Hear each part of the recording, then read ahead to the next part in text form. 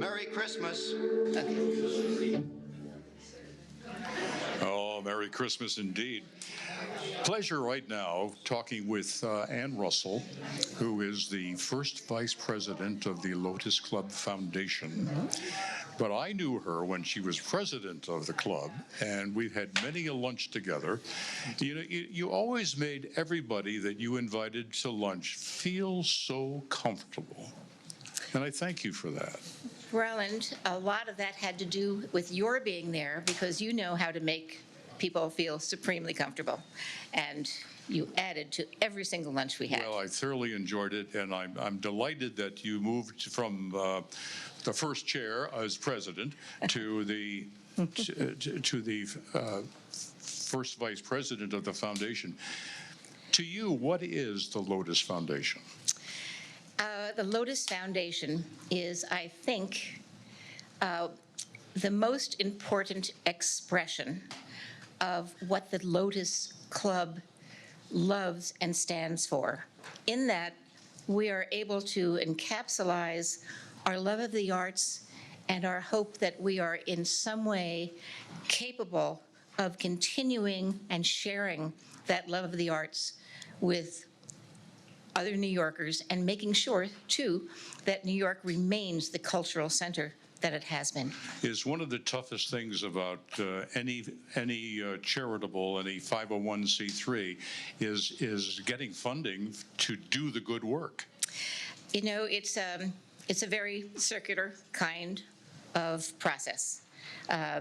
First, you're scraping and scraping and scraping, as any of us who have been involved with the 501c3 know. But then, after a while, when you begin to see the results of the gifts and the giving that people have done, and what the donors see in return are the incredible talents that they are able to support, that actually is what most encourages people to continue giving. And we hope that maybe this evening will be a chance to encourage people to continue giving to the Lotos Foundation. And during this season.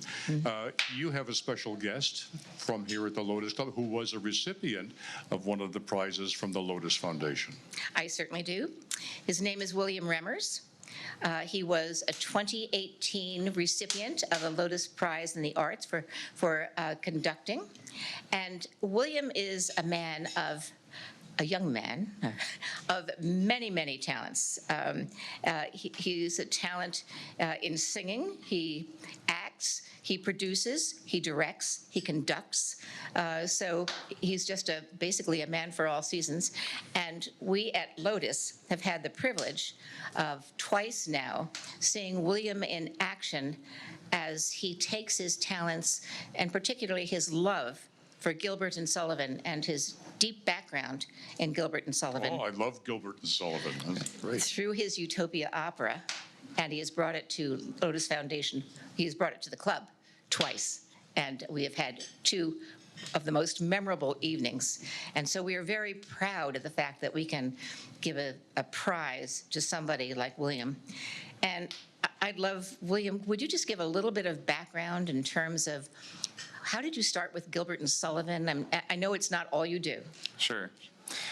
Well, it's very kind of you to say that we brought our shows here, but we were invited. We didn't just show up with the shows, and I think that's an important thing to remember because the Lotos Foundation invited us kindly for these two performances after kindly awarding that prize to me as a way to, one, show, I think, what one of their recipients had done, and also encourage the various members of the club, the foundation, and so forth to see, like you say, these folks in action. So I think that was exactly the kind of event that people, I think, really responded to, that the foundation can offer. After awarding these prizes, it can also sort of see the follow-through of these actions. And to present our Gilbert and Sullivan works there was sort of like a homecoming for it as well, because I started out really doing opera and musical theater seriously when I first heard Gilbert and Sullivan, and specifically the Pirates of Penzance, which we just presented here at the club just very recently in the past week. And hearing that text and that music for the first time, I just knew that this material was going to speak to me, and I learned the Major General's song that week. that I first heard it. And that was now years and years ago, but I was glad enough to sing the same song here last week. So it felt like a nice full circle moment. And I've been presenting Gilbert and Sullivan pretty consistently now for all that time. I run a company of my own, Utopia Opera, and we present at least one Gilbert and Sullivan work a year in addition to other operas and musicals. And the prize was just very, very helpful, and what the foundation has done to get me to this point where it put me over a sort of a threshold where I was struggling to present just my art the way I wanted to. I was always working a survival job that was taking too much time away from the things I really wanted to be doing. And the boost given to me by the foundation was incredibly helpful. I was able to go do a project with Utah Festival Opera for the summer, conducting there as one of their main conductors, and I wouldn't have been able to take that opportunity, I think, had the foundation not been so generous. And since then, I've only been working in the field of music or theater or film or what have you. I've only been working in the arts in that interim, so I feel like an important barrier had been passed. Tell me, at what point in your life did you start to think that maybe music, directing, producing was going to be part of your career? Well, I don't know. I think, yeah, it's always been there, because I started out as really more of a rock musician, playing guitar and piano in rock bands in high school, and was always the music director, so to speak, of each concert we would do. I never had the same group of people. I would assemble the people, arrange the songs, put the songs together, and we would present it. And that's why getting into opera so seriously blindsided me in quite a way that I think I started to go, okay, well, I can be in the chorus of these shows. I can learn how to sing in Italian also. I can figure this all out. And then quite soon thereafter, it became opportunities would arise. I would be in a situation where somebody would say, we really need an assistant conductor.